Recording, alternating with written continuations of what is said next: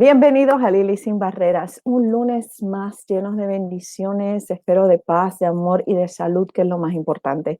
Welcome to Lili Sin Barreras, the only show that you will find that we are willing to Spanglish out for you. And today I have a guest that's really dear to my heart. I only bring people on who I really believe have something to offer the audience. So con nosotros va a estar una persona que yo le tengo un aprecio, un respeto. Y siempre invito a personas en nuestro programa, que es bilingüe, para todos ustedes, le pueden hacer preguntas y ella tratará de contestar esas preguntas. Recuerden que hay muchas joyas que tenemos en nuestras comunidades. Mucha gente linda, mucha gente bella, mucha gente que a veces ni conocemos porque ellos están tanto envueltos en su trabajo y en lo que ellos hacen que a veces ni tenemos la oportunidad de conocerlos. Y esa va a ser una de las personas que tenemos hoy. Yo la quiero mucho porque ella es chabona como yo. Solo dije yo. Todo lo que yo digo en el programa de Lili Sin Barreras es mío. No es de qué, de el invitado. Todo es mío. Es a la ray, como decimos en Puerto Rico, a lo derecho, pero con un corazón que te da caries. So her heart is so big that it will give you cavities. Straight shooter, really believes in the community, but it's not only finding people who look or sound like us, but do they know us? Do they know our community? And today I have the pleasure of sharing this space with someone who I've learned to love. I think I could cross over to love. And I'm very happy she's part of my universe. And I'm going to welcome Elby. All right. Elby has a great, I always say this to all of my guests. They have these amazing bios. They're beautiful. They're great, but nothing says who you are but your presence, your smile, your energy. And here you have her. This is Elby. ¡Ay! ¿Cómo estás, mamita? Lo va bien, gracias. Do I get the impression you're still working? I am. I thought it was better to stay at work and to do this than to fight the universe in chimes and doorbells and dog barking and all of that stuff. So I'm here. Elby, I invited you porque yo creo que tantas personas have so many questions about where do we get our prenatal care? And one of the things that I always like to invite people to think about is, where do you feel comfortable? What are the questions you really have? Would you feel comfortable with a sister, definition by itself, to come into your home to talk to you? This is so personal to you. It does not matter what situation you are in. And Elby, tell us where you are in the position that you are in to do exactly that. Send that love. Okay. So I actually work with the City of Hartford's Health and Human Services Department, where I have overseen the Maternal and Child Health Division, which we have great home visiting programs for prenatal women and their families here in Hartford, and where we have our WIC program for families prenatal up until their baby turns 5. And then where we have a newer program here in Hartford called the Hartford Healthy Family Initiative. And that really crosses the whole age spectrum. And that really is about taking good care of ourselves. And so we can talk a little bit about that, afterwards. But this position has been home for about the last 7 years for me. And absolutely love the work that we're doing, in that it really is working with one woman at a time, one family at a time. Unfortunately, our women of color, we tend to have difficulties with our pregnancies due to high stress, due to I'll just say it, racially divided systems and healthcare systems that we go to, and we don't always feel welcomed when we go to see our doctors. Unfortunately, when we are expecting, it's one of the most difficult times in our lives, right? It's a blessing to be pregnant, but our bodies go through so much during that pregnancy that when you have to do that alone, when you don't have a good support system, when you don't have a good network around you, it could be extremely challenging. And that's where we come in as community health workers. And we match up individuals with our community health workers. And every month they go to the house and they visit. And they really assess mom and tailor, services around her and her needs. Really making sure that her pregnancy experience is the best pregnancy experience that she can have and that her partner can have. I love that. We don't want to leave make out the pause. partners. Yeah. Yo creo que el programa, lo que a mí me emociona tanto del programa de Elby y que ella está en la posición de liderazgo, es que ella también es mamá, ¿verdad? Ambas somos mamás. Tú no has llegado a la etapa de abuela, no te ajores, pero te digo que es súper chévere, súper rico. Todavía no. No, tranquila, tranquila que llegará el momento. Pero eres tremenda Titi, te veo por todas partes como Titi. Pero eres madre, eres de la ciudad. No tan solo trabajas para la ciudad de Hartford, pero eres de la ciudad. Eres bilingüe, eres bicultural, has crecido en la ciudad también.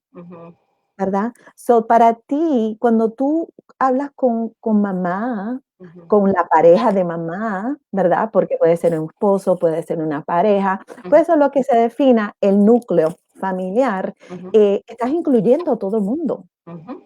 Exacto. Y yo creo que eso es sumamente importante, que no estás entrando tú personal a un hogar ya con una perspectiva o con un sentido de que cómo se deben hacer las cosas, no se deben hacer las cosas.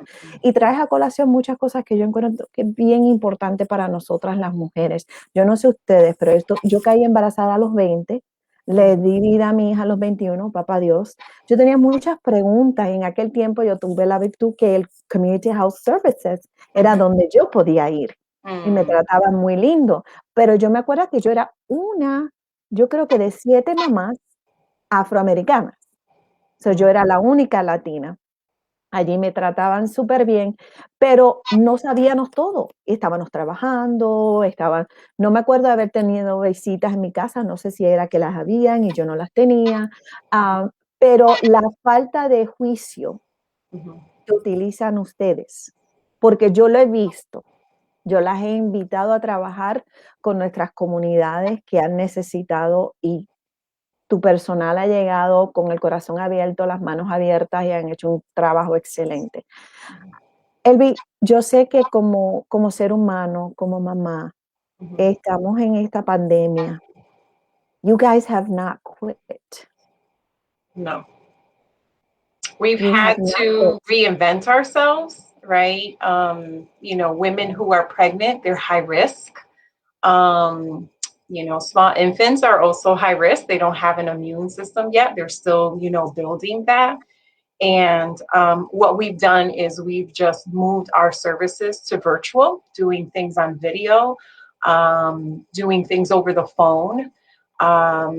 Oftentimes moms will request things from us. Oftentimes it's like diapers and clothing or basic baby items, a car seat, a playpen. And so we go through, the whole safety check of, does anybody have COVID? Were you around anyone? And then oftentimes what we'll do is we'll make a plan. So we'll say, I'm coming to your house at 2:00. I'm going to knock on the door and I'm going to leave the items at the door. And we make sure that we stay a safe distance away. Damos los besitos, we say hello, and we make sure that they get the items that they requested, that they need. We also have a lot of moms who were isolated and have been isolated because of the pandemic. And so we started a group. I don't want to call it a support group because oftentimes when we call it a support group, it means that we're It's a having clinical. difficulty doing this. Yeah, we're having difficulty doing this on our own. And sometimes it just has a negative connotation. And we don't want that for our women. We want them to be around other sisters, to be around other women that are also pregnant or also, just delivered their babies. And we want to give them a space where they can talk about that. I haven't delivered a baby during this time, and so I don't know what it feels like to do that, but I can imagine what it feels like as I remember the first time I delivered my baby. And so we want to make sure that moms feel connected, that they feel that they can go someplace and they can get information, and that the information speaks to them, right? That it's not, that it's delivered in our everyday language, right? And that they can express themselves in their language, and no one is, um, looking for them to speak a certain way. We just want you to come as you are, and we want to be there as you go through this new journey, whether it's your first pregnancy, your first baby, or your third, or your fourth, or your fifth. It doesn't matter, because every pregnancy is different. Every baby is different. And so we just want to surround you with other positive women, and to make sure that you have a place where you can get information, and you can get connected to services, and you could get connected to supports that are right here in the community. You don't have to drive far away, for those supports, for those services. That's what we do, is we're constantly looking and investigating and connecting with, you talked about CHS earlier, with all of the federally qualified health centers. We want them to know that we're here and that we're going to make that connection for them. Una de las cosas más, y las voy a contar porque yo entiendo que es bien importante para nuestro público entender esto. El cuerpo de una mujer, y vamos a tener una ginecóloga que es de Puerto Rico, que lleva muchísimos años practicando, hablándonos que el cuerpo de nosotros pasa por un proceso traumático. Every woman. Absolutely. It doesn't matter who you are. Your body is trying to carry another human being. Right? So your entire body is doing all kinds of things. Your psychological, beliefs sometimes are challenged. Is there something wrong with me? Is this anxiety? What is this? These hot flashes, this, that. Right. Depending on your age also, I've had women in their 22s going, I think I have the menopause. I'm going, God, I hope not. Not at 22, I hope not. Pero ustedes, hay algo que tú siempre me has dicho a mí que se me ha quedado en el corazón. We meet people where they are. That's one of my favorite things. You say a lot of things that I like, but we meet people where they are. In the work that you do, I'm sure that there are days that you come, let's say you come to my house. Okay. I'm down to 5 diapers. I can't go out. I lost my job. All of these are real. I'm sure they're not new to your ears. And someone is coming to visit me. And I'm so afraid that they're going to think that I'm not going to be able to provide for my child. I've chosen not to do so. And they're going to call the Department of Children and Families on me, and I'm going to lose my baby. No. I've had this conversation over and over and over again. And isn't that sad, right? That you have moms that are working so hard to make ends meet, so hard to make sure that their kids and their families have everything that they need. And, the reality of it is that, maybe the check wasn't big enough this week, right? A lot of the, participants that we work with, they're not making 6 figures, right? That's not who we're working with. These are women who they work hard every single day. Some of them have 2 and 3 jobs to make ends meet. And sometimes those jobs are not scheduling them for enough hours. So they're not bringing in the income the way that they would hope to bring it in. And so sometimes, pulling together, those resources, saying, where am I going to get another pack of diapers? And I've got to make these last.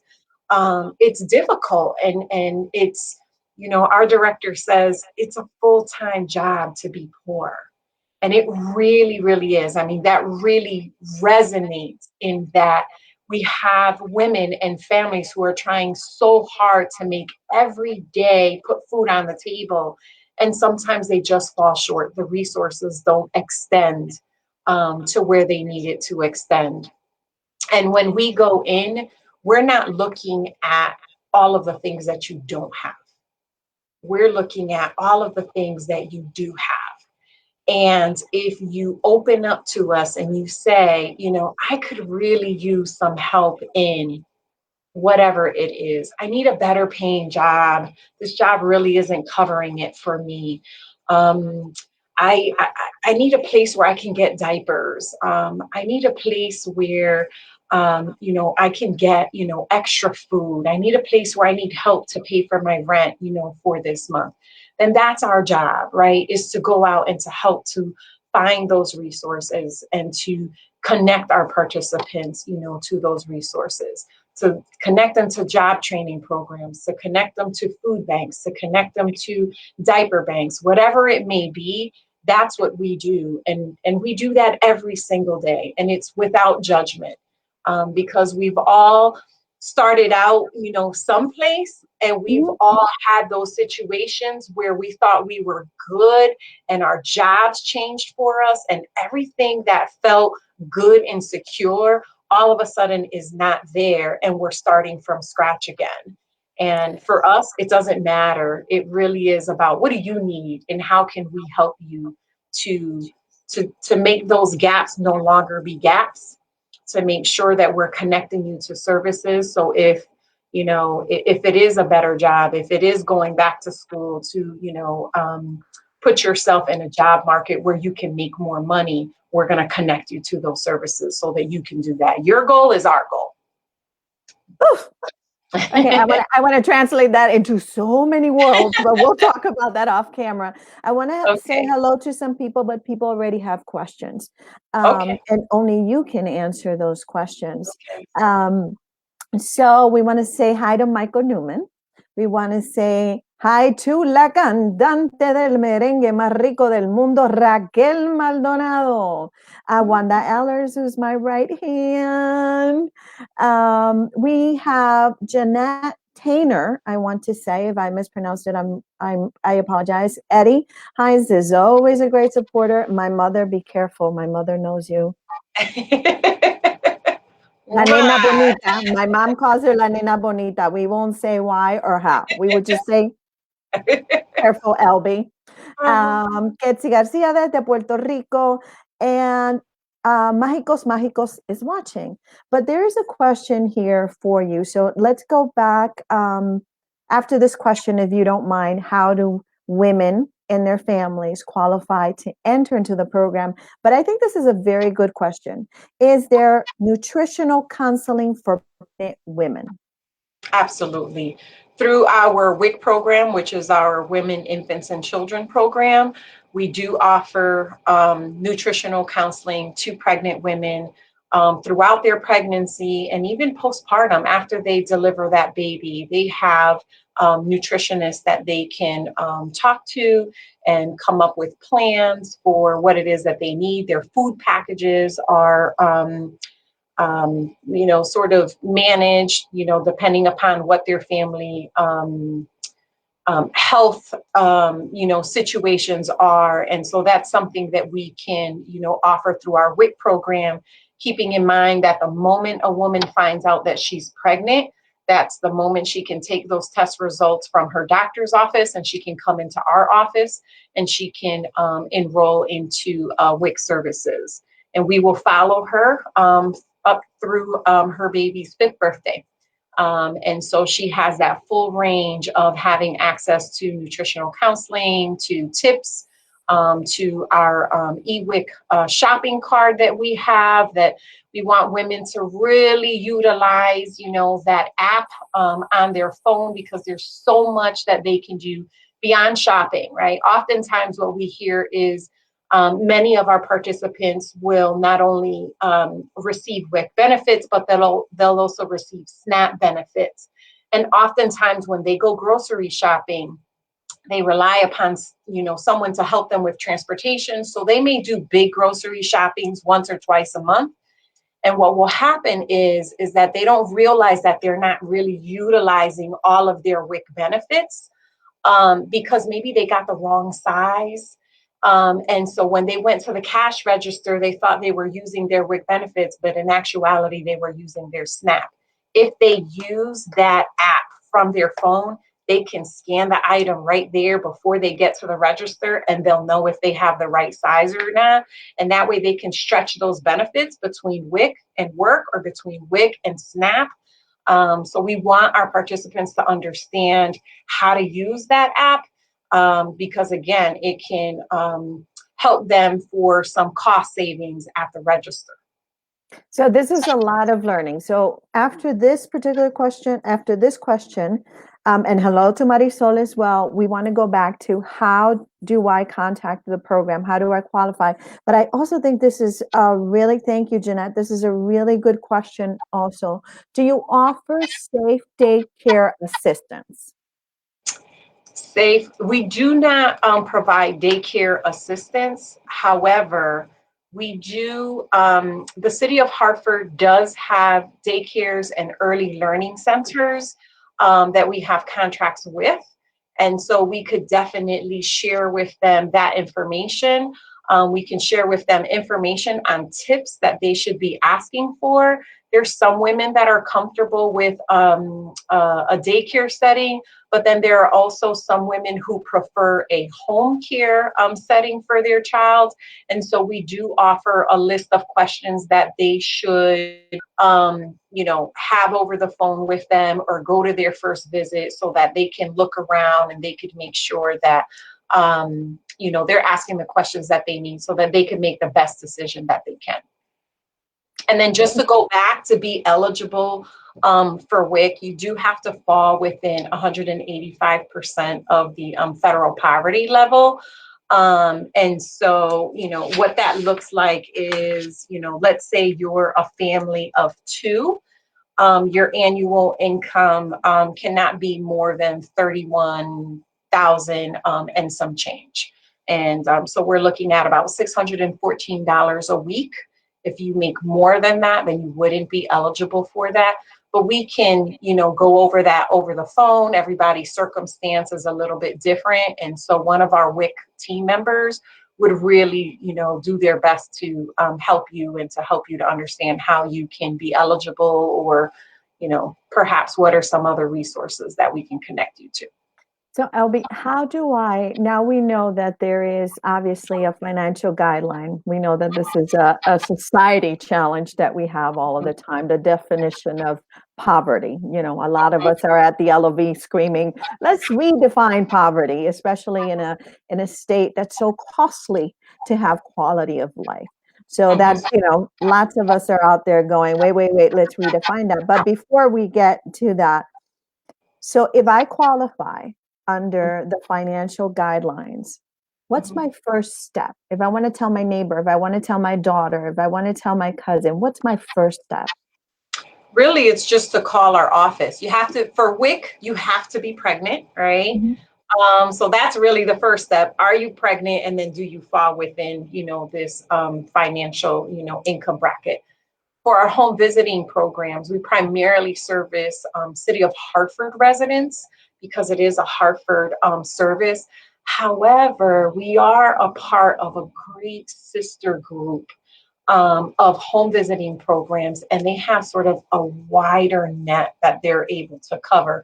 So Bloomfield, East Hartford, West Hartford, Wethersfield, New Britain, east of the river, Glastonbury, Manchester, Hebron, et cetera, et cetera. So giving us a call, we can make that direct connection to you so that you can get into one of those programs that services your town if you're not a City of Hartford resident. I think a lot of people are listening to you, and that's provoking what we always want is questions because that's why you're here. And don't worry, we have Elby's information. You can always contact her if you feel. So I'm going to do my best in making sure that, and we will show some of these here. Um, and you can see them on the screen. What about a family with teens? Okay. Are So the services for families who don't have infants? So in our maternal and child health division, we're primarily servicing families who have infants and young children. However, within the city of Hartford, we have another department, the Department of Children, Families, Youth, and Recreation, and they service teens. So you can give me a call, and I can, provide you with a connection for services that are specifically for teens. Whether that's employment, after school programming, character building, whatever it is that, you're looking for, we can definitely make that connection to, one of our sister departments within the city. I want you all to know that LB's staff, I had people from different countries. I've been blessed to have sisters from different countries. And language at a time was challenging, and we did have a translator. And I have to tell you, her staff didn't blink. There were four different young women, well, younger than me. That means they were um, younger than me too. younger than me, and they had questions of their own. Some were expecting, some were thinking, and some were, had already a 2 or 3-year-old, and your staff did a fabulous job at not isolating anybody, and everybody stayed in the group, which is really, really hard to do for any of us who know what can happen when you put a group of people together, and it's so intimate. Mhm, Because you're talking about your body, you're talking about what your needs, your desires, your questions, maybe a little going on at home that might not be healthy for you, mhm, or your baby, and also the power that the listener has mhm. and what that can happen. How can I get information for all the programs they have? We're going to put it up for all of you. We're going to put up some information that LB has given us as well. There is another question here. What is their way to provide daycare in a home setting with other women in a co-op? That's a really good question. I'm going to send that one up to you. I have been working on a proposal for that because in order for women to return to work, they need to have the peace of mind of knowing that their children are well cared for. And I think that's one of the challenges that most of us see often. Mhm. Um, but that's a really good question. Never thought of co-op. Have you? Yeah, yeah. How's I've it out never of your thought of a world? co-op. No, I've never thought of a co-op, but I think in today's times, right now, where we're parenting in a pandemic, you're seeing more of that type of thinking, even with kids that are in school, and parents are kind of getting together and say, I'll do Monday and Tuesday, I'll do Wednesday and Thursday, and they're kind of like rotating through. So it is new thinking. Um, Daycare is not our direct service. However, through our Department of Children, Families, Youth, and Recreation, daycare is part of what they do, and I can definitely connect you to an individual there so that you can kind of have some of that conversation and explore some possible solutions. I love this conversation because it also is thought provoking, right? These are things. So here come the grandmas and las Mm-hmm, abuelas, like, mm-hmm, right? How can we support our daughters in connecting with you? Because one of the things that us abuelas think mm-hmm. that we know better, right? We don't. Because each generation experiences pregnancy different, right? There's some commonalities. Are you going to have your baby at the hospital? Are you going to have it with the midwife? Are you going to have the midwife at the hospital? Did I have high blood pressure? Did you have high blood pressure? You know those stories that people tell you when you're Right, expecting. I remember my right. aunt saying that to me, and me thinking, "Oh Lord, no, I don't want to do this." Moms know it all. Yeah, that's my daughter saying, "Yeah, that's you." She's already putting the finger. What can we do as women who've already experience pregnancy and maybe have adult children? How do we best support the young mother?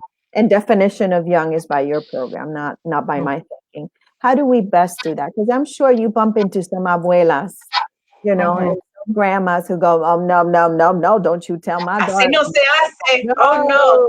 no! What kind of diapers did you bring in here?" Um, you know, how can we best, when you do a visit, or how can we best be involved or not? Mhm. Sometimes we need to keep our mouth quiet and just say, and I mean And it. that's I'm not hard, saying right?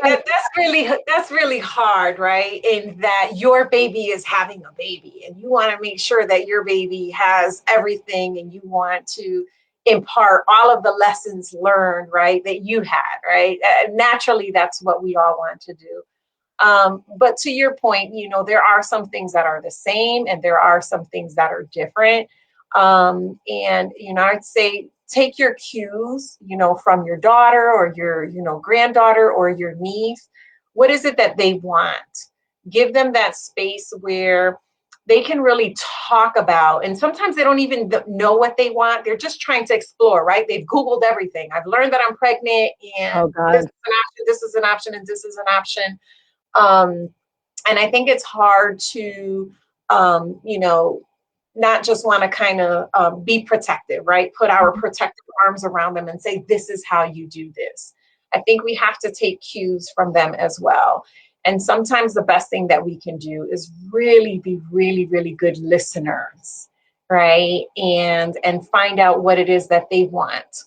Um, Fortunately, they have you as a resource and they know that they have you as a resource, but there might be some new things out there that maybe weren't available, when you were expecting.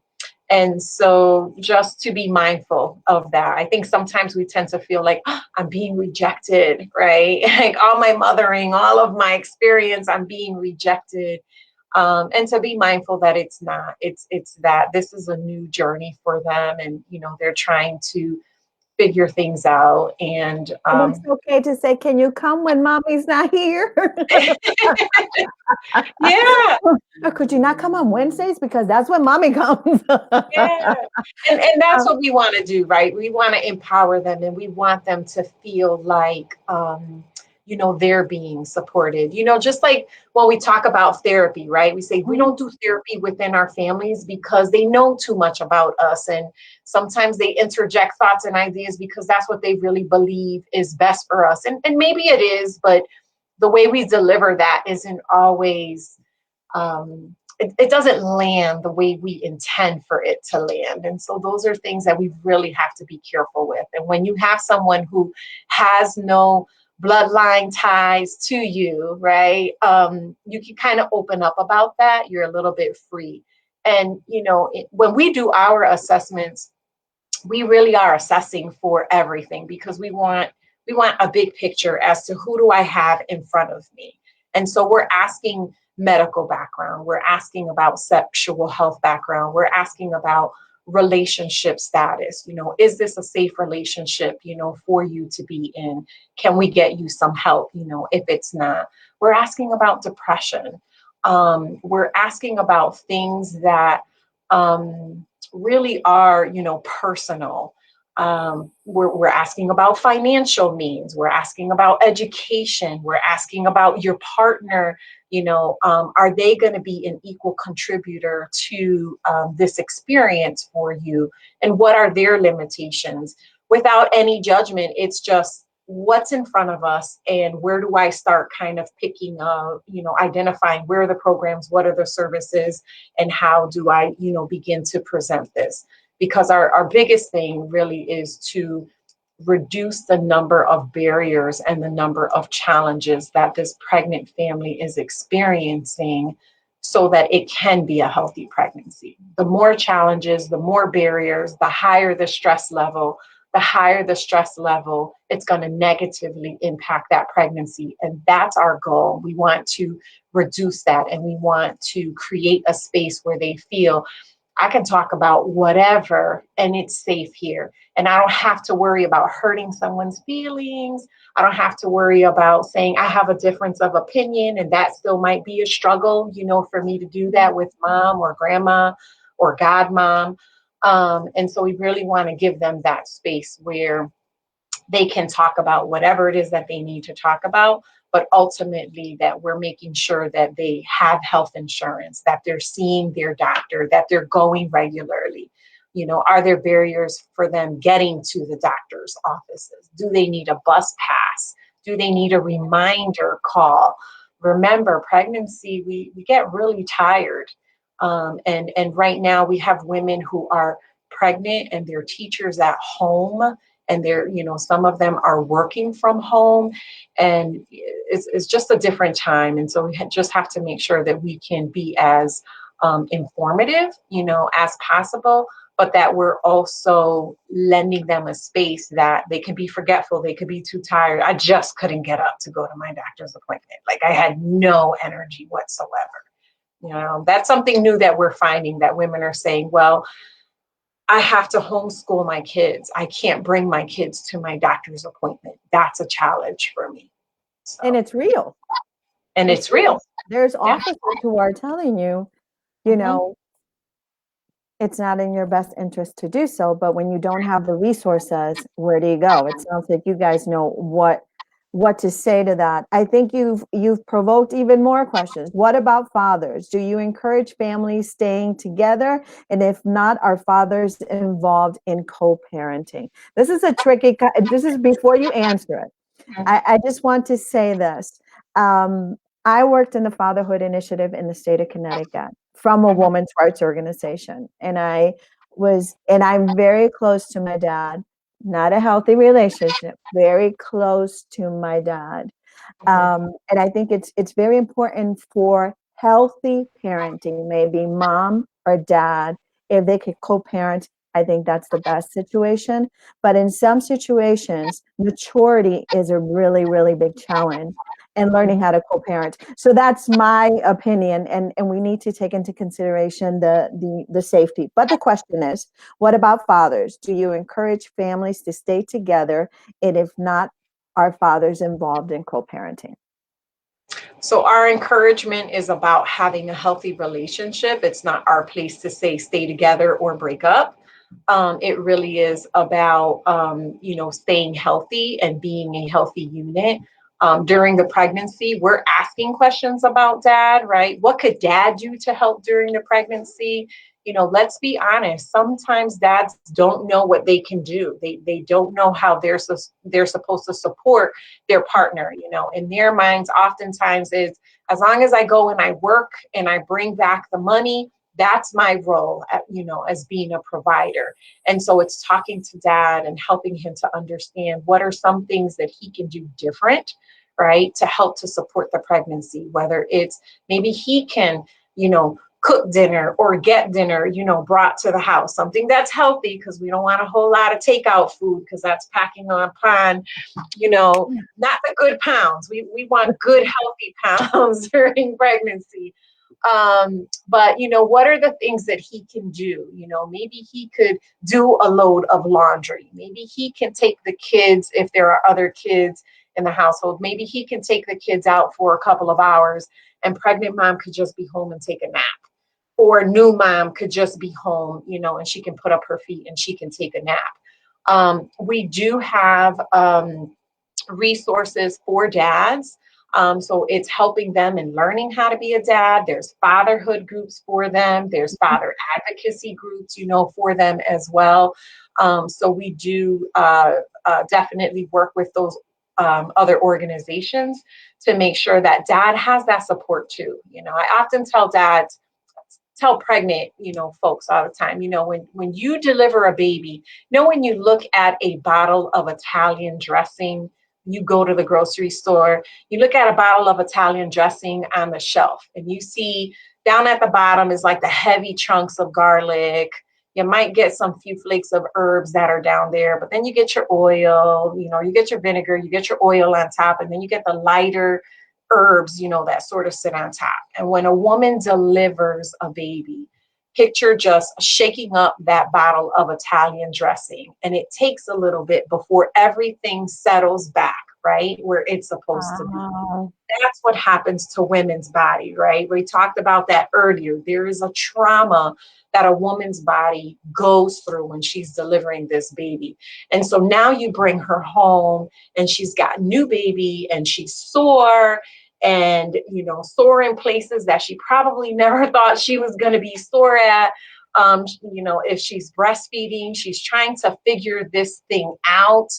And we've got to give her a little bit of time to kind of recollect and heal through this. And for dads, what can you do to help her out, during that time as she's healing and things are going, back to what her new normal is going to be.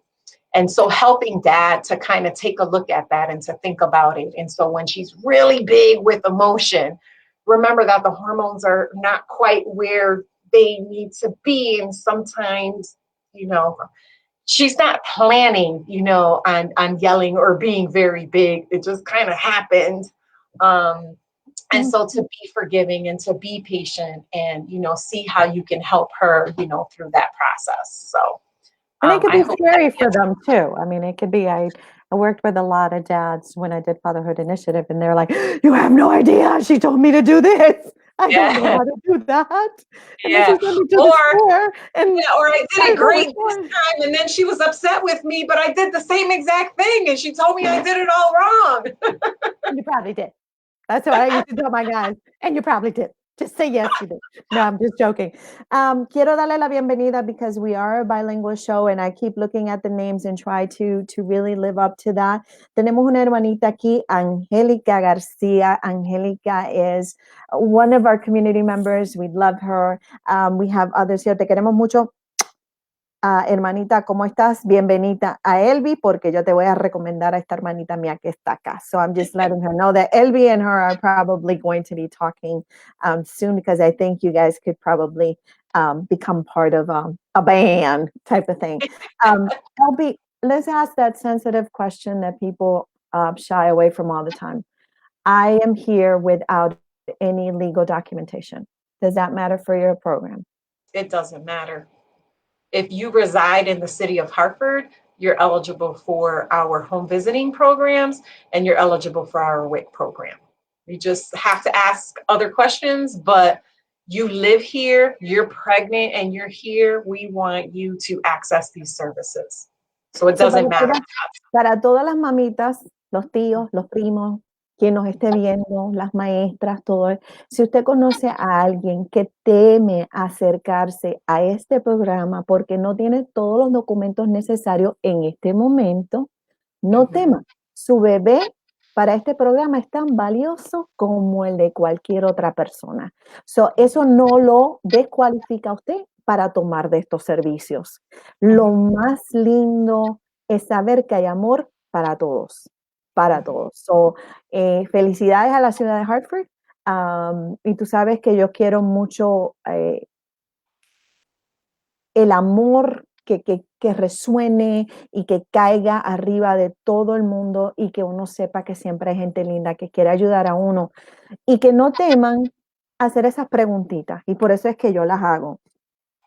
I have, wow, did you invite a dad? He says, I'm so glad you said that. We are on our third child. Every pregnancy has been completely different. I love my wife, but every pregnancy, once I think I got it from the second one, and the third one, she turned around and said everything was wrong. My brother gave me the best advice, and it was, brother, you know nothing. Thank you, Elby. But you know love, and you know patience. And that's what she needs from you at that moment in time, is just to make sure that you help her through that ride, because you are, believe it or not, so essential in making sure that that pregnancy is healthy, and that she is happy and that she is comfortable. So don't ever doubt. There's a lot of myths that are out there, and we do not sign up to those myths. Dads are important, and them being a part of this journey, and it's a beautiful thing. No, you can't carry that child, but man, you can carry your partner, and you can help her to walk this walk as her body is changing, and just help to make her as comfortable as she possibly can be, until she brings you that blessed new baby into your home and into your arms. So yes, I no, have, no you're one pregnancies of are those the same. guests. You're one of those guests that people can't stop talking. I'm so sorry. No, I'm not. As a matter of fact, this makes me really, really happy that people are really taking advantage and sponging all of this information. I am going to touch on a couple of things. One is rape Mhm. and sexuality, because I think this is very important. So I identify as lesbian, and I'm expecting a child. I'm going to receive the same services, correct? You're going to receive the same exact services. You let us know what pronouns we should use. At the end of the day, you're expecting a child, and we want to make sure that it's a healthy pregnancy. So you lead Welcome, us, and we'll share with you, all the bridges that we're connected to make sure that this is a healthy pregnancy. Because ultimately, we know that that's what you want, and that's what we want too. you come to my house, Elby. I invited you to my house, and I say Elby. She has an entire staff also that goes out, but she doesn't shy away from going out. It's what I hear. It's what I've seen. Her and I have been in different groups, and let me just tell you, she's not shy about interacting with our community, and that's why we like that she is where she is. Um, I'm expecting a child when you meet me, Mhm. and I may not want to keep this child. May I have that conversation with you? Yes, you may. Yes, you may. And we also have, organizations that are available and on standby if you need to explore that conversation, a little bit more. And you can do that, with them. Mhm. I think that's extremely important. You have this great compliment here, and is from a huge activist in our community, Chris Sesta. So you don't get kudos from Chris Sesta unless she means it. So well Thank you, earned, Chris. well earned, well earned. So I think you've had a lot of questions here. Let me ask you, it's up to the age of 5, correct? You're with Our me in services. Mhm. how do you transition women? Because I'm going to fall in love Mhm. with who's coming to my house, with who I'm talking to. They become that, that person I can trust. I can talk about everything. How do you transition me? Because I can imagine, you're 5 years, if we get to you on time, right? Right, right, And maybe right. you can even go up to 6 because you Yeah. met me when I was expecting, Yeah. right? And maybe Um, even close to 7. Maybe we, one of our programs is working with you until, your baby is nearly, your child is nearly, 6 years old. It is a plan, and it is a transition. And we have 3 programs. And so our first program is 36 years old. Our MyOp program, the Maternal and Infant Outreach Program, it's a 36-year-old program here. When we wow. first started this program, it was designed for, at the time, teen moms. So we started our home visiting with teen moms, and we found that, it just worked. What we did just worked very well. And then we started to open it up to moms in general, prenatal women in general. So that program, we work with moms prenatally until the baby's first birthday. And then we have a secondary program in-house. It's called the Hartford Wellness Healthy Start Program. And that program, we work with moms prenatally until the baby is 18 months of age. Our last program that we work with, and it's part of a bigger network, which is beautiful. It's called the Stronger Family, Stronger Futures program. And the great thing about that program is that you can come in and out of that program up until your child's 5th birthday. Right. The idea with that program is that we start out prenatally, but we're on this journey with you to make sure that your child is school ready, that when they go to kindergarten, they are ready to hit the ground running. Right. And so you get to decide how often you want us to come to visit you. But to your point, we do have graduations. We do plan for that transition. So they may start in one program and then they kind of move on to another program because mom or family may feel that they need just a little bit more time. And so we want to make sure that that that they're getting that service, right? We never want to have a family in our hands and then, we say, oh, well, we've got this deadline and, sorry, thank you, goodbye. Your baby turned a year old and, good luck to you. That's not what we do. It really is making sure that you've met your goals, making sure that, we're not leaving you high and dry. And that if there's maybe other services that you may benefit from, that we would do that transition. And so maybe we're making the phone calls with you, maybe we're there at the house when they first come through to do their visit, but that you feel supported along the way. And we do have some moms who come back, they say, I'm pregnant again, I'm ready to come back. And I say, well, we've done a good enough job that if you're coming back to us, it means that we were good cheerleaders for you, good coaches. One of the things I have to say is that my team is such a great group.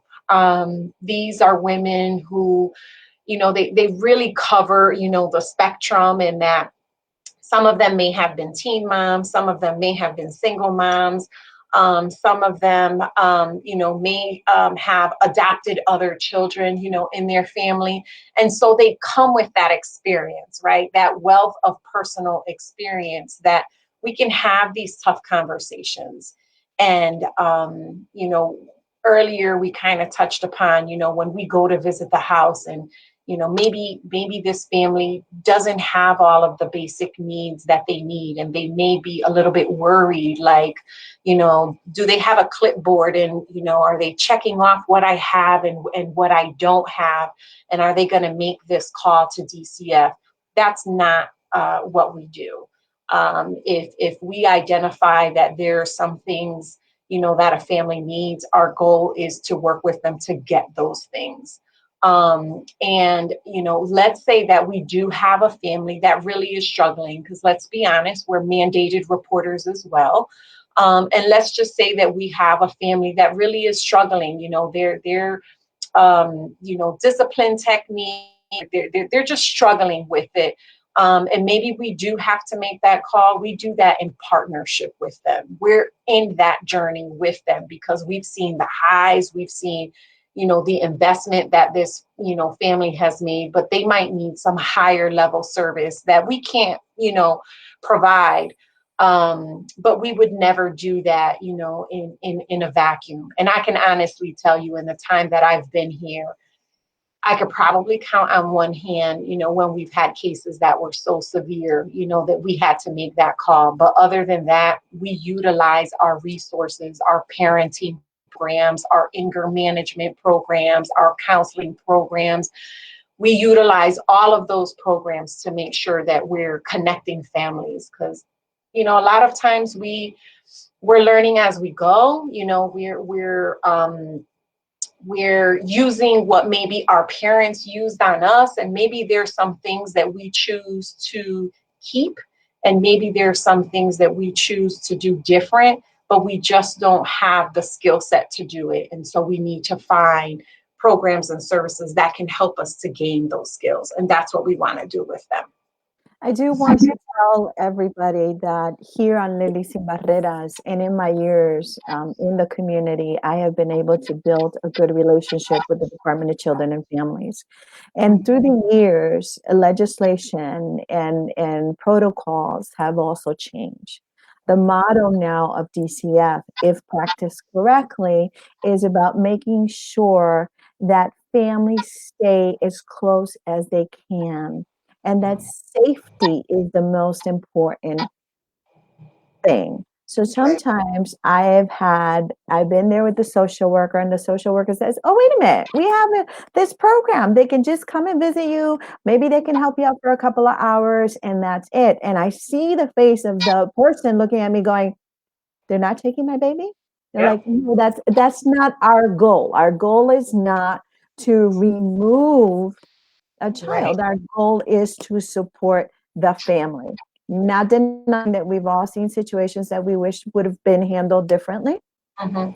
But in my experience, I have been able to be in the room, be an advocate. I'm sure you have been able to do that too, because the newcomer always needs the senior advisor, right? Because you know the family. I just walk in, Right.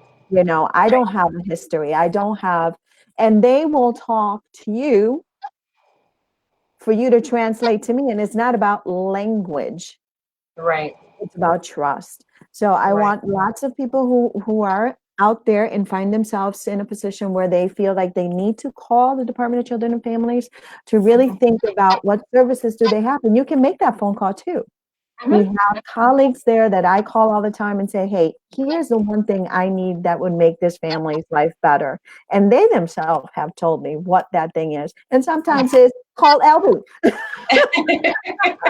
Bring Elby I can in. tell you, and I can honestly tell you that we get referrals from DCF as well, where they say, "We want our family in your program because of the reputation, that you have." And so we gladly accept them. We take women from drug rehab centers as well, right? They're working on their journey to get themselves clean, and they really, want to make sure that they are in the best position possible. So when this baby comes, they can focus on mothering or parenting, this baby. And so our referrals come, far and wide, from hospitals, from clinics. That's something that we, work very closely with all of the federally qualified health centers that we have here in the city of Hartford. So the Women's Ambulatory Health Center, Wheeler Clinic, CHS, Charter Oak, CHC, you name it. We have, really great relationships. We've worked very closely with both St. Francis and Hartford Hospital. Sometimes we need to help them to translate from clinical to everyday language. And so that's what we do. When they call us and they say, "We're really concerned. This mom hasn't come in. This is 3 visits in a row. She hasn't come in." We're getting ready to, call DCF on her. We say, "No, no, no, don't make that call. Let us make the call." And when we talk to mom will, the example that I gave you, I don't have any transportation. I don't have anyone to watch my kids, or, my son was sick. And then when I rescheduled the appointment, I didn't have a ride, et cetera, et cetera. As I said earlier, it's a full-time job to be poor in the city of Hartford. And so just imagine when you have to, take 2 buses to cross town to make it to a doctor's appointment, but you got to make sure you're home for your kids to get home from school. It's not so easy. It's easy to be on this side when you have a car and when you have stable income and when you've got money to put gas in the car. But when you're on the other side, it's not so easy. So we should be very careful with how we may perceive certain things that really may be inaccurate and very much off base. So. I always remind everyone, due to the fact that I really, really wanted to talk always about mental health and how important it is for you to have that support. I am a patient. I have a brain injury. I tell this to people all the time. I'm not talking about stuff I don't personally understand. It's okay to fire your doctor. Yeah. It's okay. But I'm on public assistance. That matter. Right. They're still getting paid. So if you're not happy with the care that you are receiving, if you feel like you can't talk about your symptoms or your day or whatever is happening, or you can't, get up in the morning, you're depressed, whatever it is a time to tell these colleagues of ours here, listen, I'm not treated in a way that I feel comfortable. And let's not be naive. We still have cultural differences that are not embraced in Mm-hmm. our systems. And Mm-hmm. many of us have them at home. So let's be honest. It is okay for you to say to your provider, we are not a good team. But before you depart, make sure that you do have another provider. And if you don't, talk to others about it. But I say this to people all the time, with therapists, with doctors, with surgeons, with so on and so forth. I always say it's okay. Mm-hmm. Doctor hopping is one thing. I tell people all the time, let's be a little bit patient with the doctor hopping, right? Because you got to build a relationship. If you Exactly. feel that uncomfortable with your provider, where you're like going into that office alone, you're terrified, it is time to speak to your supportive system and say, if you can't do it yourself, Mm-hmm. and say, this is not a good thing. And I will share this with you. I always use personal stories because they're the ones I own Mm-hmm. and they're the ones I feel comfortable sharing. I remember being assigned an OBGYN when I was at CHS, and it was a female OBGYN. And here are Mm-hmm. lots of myths, right? I'm a female, it makes sense. I'm a female, blah, blah, blah, blah, blah. And she went to see me at the hospital. And her tone and her demeanor was very, very condescending. And I said, I remember, I'm 21 years old. Not much has changed, I think, behavior wise, maybe a Mm-hmm. little bit more sophisticated. I said, no, I do not want you I am. And the Mm-hmm. nurse just looked at me. And there's this wonderful doctor who I will forever love, Dr. Mm-hmm. Patel, walking by the hallway, poor guy, on his way home. And the nurse grabbed him and said, can you see this little Puerto Rican woman who's not happy? And he became, my Your doctor. OB-GYN for Yeah. a long time, and so Yeah. on and so forth. So it's okay to say things, and it's okay to understand that you have a right to have emotions. Right, right. And that this is your team, right? And if you don't feel that this person understands you, you don't feel that they hear you, you're not going to open up about things that you should be opening up about. And oftentimes when we go to these clinics, for our care, when you're in private practice, you get to kind of see the same doctor or the same small group of doctors. Mhm, But when you are in, clinic care, you're rotating through a lot more doctors, and that's a little bit more mhm, challenging to correct. really open up and to really formulate relationships. But I think it's really important for individuals in general, but particularly when you're expecting. Exams are definitely very personal. And earlier you had mentioned something about women who have experienced a trauma, such as rape, and Mhm, that's something that you need to make sure that your team that's going to help you with your delivery understands that, and they understand what's okay and what are the definite no's. And sometimes doctors, they mean well, but they don't always have the best bedside manners, and I don't mean that with any disrespect whatsoever. I think yeah, they're caught up in their profession and what they need to do medically, but that they don't always understand that sometimes there are certain words or there are certain touches that will re-trigger, the trauma. You have to be really, really careful with that, and just to be mindful of that, and not to ignore that. And for individuals who have experienced that type of trauma, it's really important that you're just not going with the flow to go with the flow, but that you find your voice and to say, this is not okay. Those words really made me feel uncomfortable, or, that touch, or, for them to understand the process, right? Because delivering a baby, anything, can happen. We all pray for a healthy, delivery, but sometimes last minute baby is in distress, or, mom is in distress. And so we need to be mindful, of that, in that, what's our plan? What's my emergency plan? Who's going to be in the room with me? And if I can't talk about something, if I'm too stressed to talk about something, who in the room is going to help me? Who's going to help be my voice in that room, so that I'm taken care of and that I'm okay? I don't know about you guys, but I have lots of respect for my colleague, Elby. I don't know how she does it every day. There's so much going on in the world right now. It's so hard. Every individual is different. Every family is different.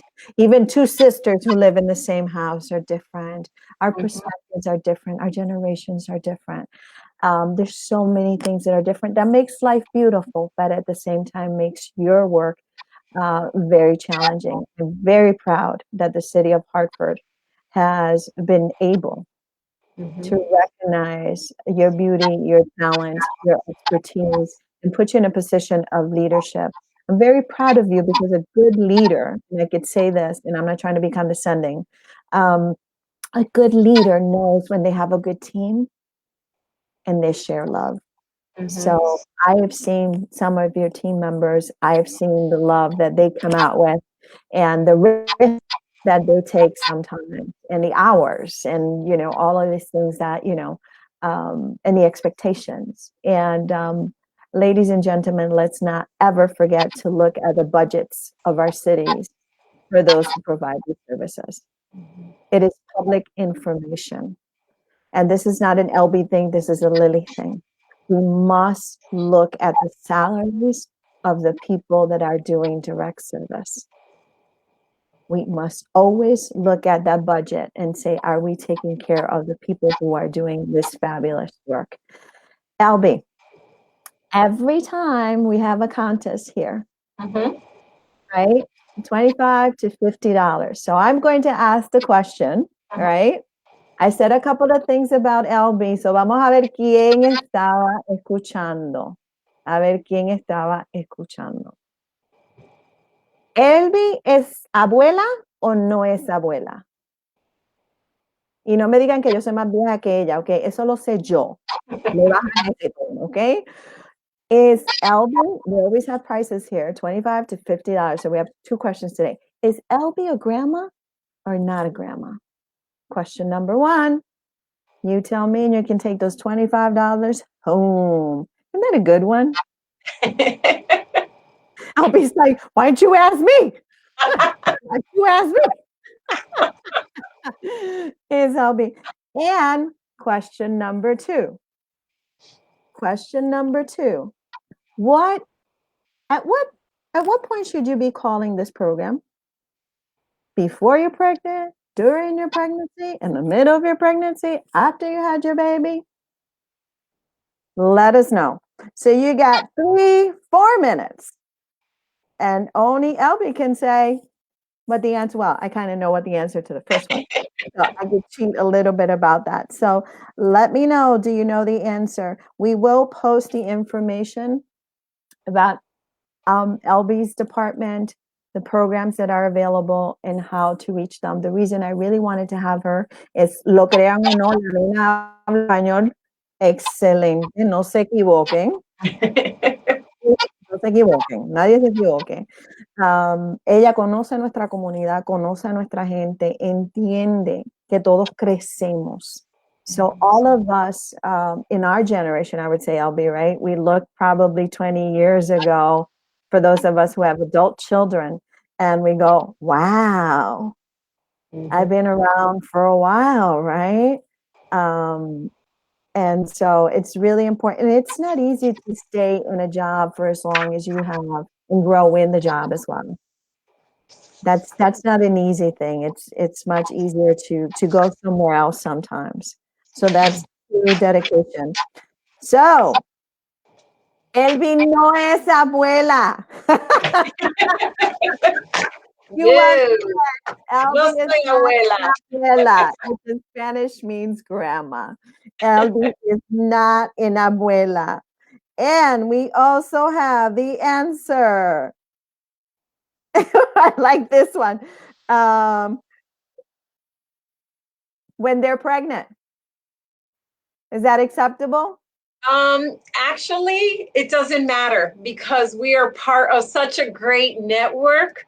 Primarily, we do want women prenatal because we want to be a part of that journey with you and we want to reduce any challenges and any barriers and we want to connect you to supportive services as quickly as possible. However, if you've already delivered your baby, that's okay. And we can carry you through up until your baby's 5th birthday in this particular program. So it doesn't matter. Prenatal, postpartum, first baby, 5th baby, it doesn't matter. We're here to service you. We primarily service Hartford residents. However, because we're part of such a great network that includes Stronger Families, Stronger Futures, we have the surrounding towns that we could provide services to as well. And so we're pretty excited about that. And something I wanted to share that I didn't get to talk about a little bit is that because of the pandemic and because of our moms being more isolated at home, in March right now, we're actually starting a couple of additional programs that are going to be virtual. And so we have a First Fridays family, play group for moms with, young children who are enrolled in our programs. And we're just going to have fun, right? Have a place where moms can log in. We're going to do different games with them and their toddlers and their babies. And, we're calling it our First Friday, family fun day. And then we have a new group that we're starting. It's called the Doodlebug Club. And the Doodlebugs is basically a place to come and learn what milestones your baby should be, having at that moment in time. And so we'll do one group for 0 to 4 months, another group 5 to 8 months, and then another group from 9 months to a year. So our Doodlebug Club is a new club. So we can make sure through fun, through, play, that we're checking to make sure that your baby is meeting his or her milestones. And then we have another group, and this one is more so for those first-time moms or maybe those families, who may have struggled a little bit in connecting, with their babies. It's called Miles of Smiles Playgroup. And that group really is about making sure that mom, dad, and baby are connecting in a way that's really going to support that baby's growth.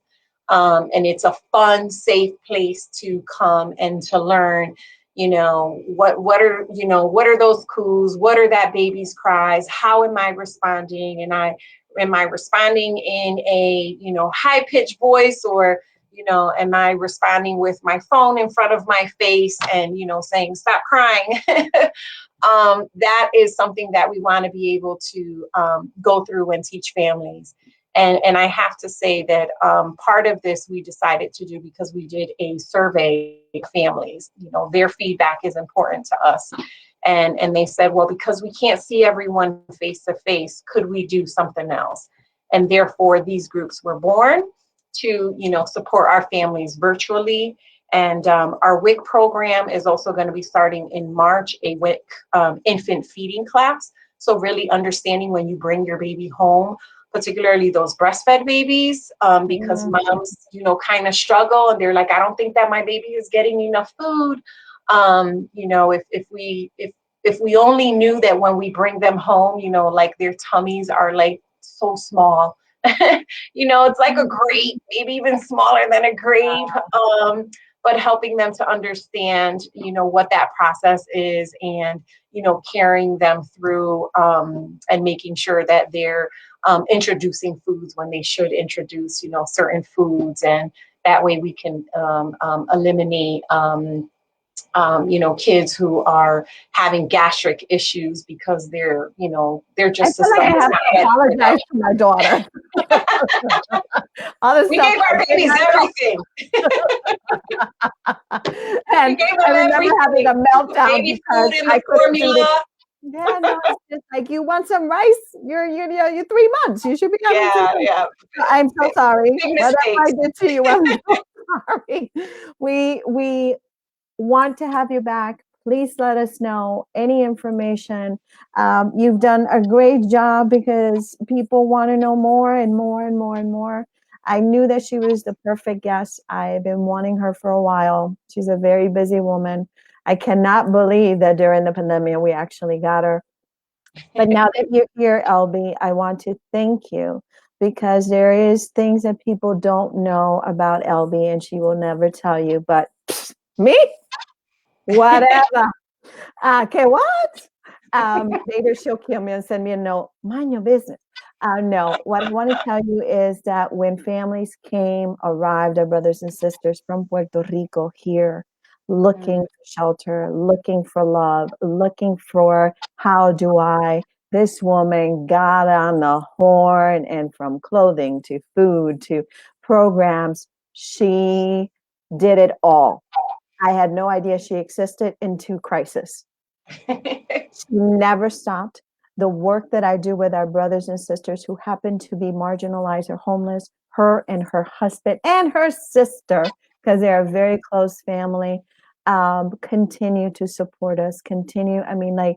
She is a good soul. And you don't get to say that every day to people publicly, but I want you to know it. She doesn't need it. She'd be the first one to tell you, I don't like that public stuff. But I really want to thank you and your family for always supporting the greater good. And that was not your job. It was long hours, long hours, days, nights, weekends, and you were always willing to help. And I'll leave you with this. I had an experience which I thought it was adorable. We were at this meeting all together, and we're all trying to figure out, where do we go from here? And at the time, she had a 15-year-old, which I don't believe is 15 anymore. And she said, "Guys, I gotta go. I got a 15-year-old at home." And you look at her like, she's 15. She's like, I need to be home. She's 15. And, and I still remember her face going, gotta go. I got a priority to take care of you. I got a 15-year-old. Nothing wrong with a 15-year-old. Okay, don't start no bochinches, anybody. Yeah. Just a mother knowing that although she had a teenager, she could not be absent. So Right. I always remember that meeting. That was a really, really good lesson. Gotta go. We love you She's here. still my baby. She's still my baby. Forever. My 32-year-old. She's like, Mom, what are you doing? So I want to thank you, you and your family. I want to thank the City of Hartford for allowing you to do this. I want to thank you for saying yes. And I pray for you and your family and your staff to stay safe and continue to spread the love. I will see you very, very, very soon. Dios te bendiga, mi amor. Bye. Thank you, everyone. And although Elby has gone probably, I hope, home, I want to let you know that we will be listening to your questions on Instagram if you want to go on. So I will be on in a few minutes on Lily Sin Barreras. So if you have questions for me personally, I will be answering them there. Next Monday, we have another guest. It will be another surprise. Somebody who likes to pour love as well. I'll see you next week. Monday, 7 o'clock, a las 8 en Puerto Rico. Chao, mi gente.